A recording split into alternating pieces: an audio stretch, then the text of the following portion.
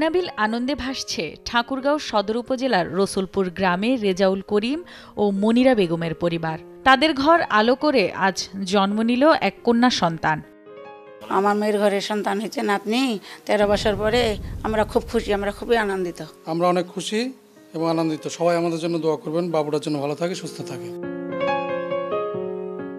নবজাতক ও তার পরিবারকে শুভকামনা।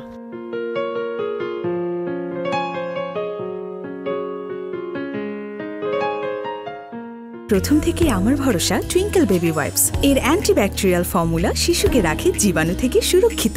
5.5 pH ব্যালেন্স শিট ত্বক রাখে কোমল ও মসৃণ, আর অ্যালকোহল মুক্ত হওয়ায় ত্বকে র্যাশ হয় না। টুইঙ্কেল বেবি ওয়াইপস, শুরুটা হোক যত্নে।